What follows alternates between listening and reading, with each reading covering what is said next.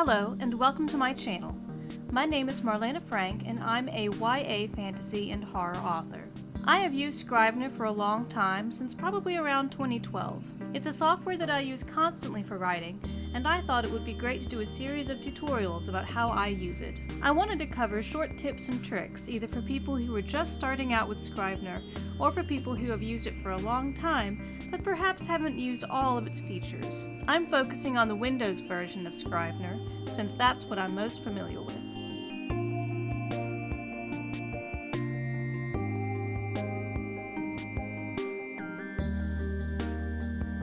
One of the first questions is, how do I get it? Literature and Latte is the company that makes Scrivener, and it's very easy to find on Google. You also have the ability to download a free trial to try out the software before you buy it, which I highly recommend. When going in to purchase the software, make sure you choose the correct operating system.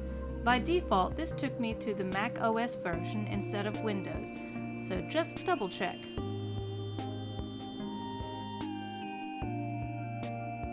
You'll notice they also have discounts for students and academics as well. They also run regular discounts in association with NaNoWriMo and Camp NaNoWriMo, so there are many ways to get it cheaper.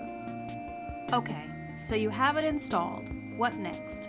When you first open the program, it'll show you the options for starting projects in Scrivener.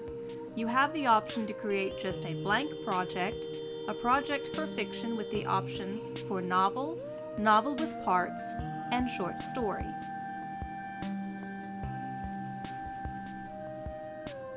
You'll notice that each template has formatting included as well.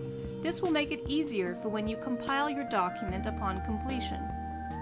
Basically, just choose which format works best for you right now. I'm not as familiar with the options for nonfiction or script writing, but I know that these are very popular templates used on Scrivener. My focus with these tutorials will primarily be with novels. For this example, we'll create a novel with parts.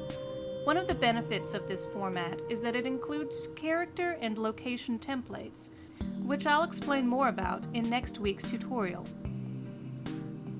So I'm going to create it in my Sample Scrivener folder, and I'm going to title it Sample Scrivener.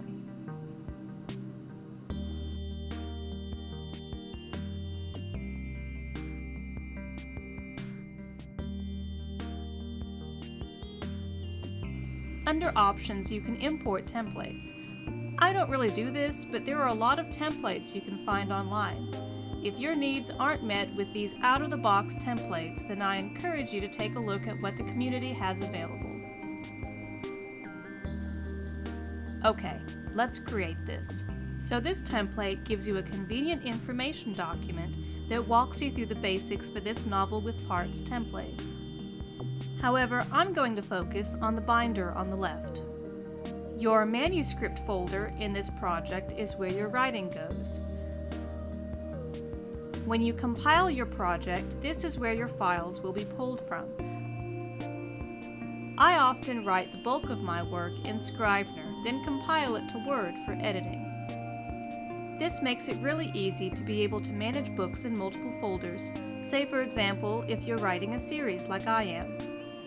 This allows you to keep all your research, all of your notes, all of your character information in one handy project. Let me show you an example of an active project. So this is my active project for the Stolen series.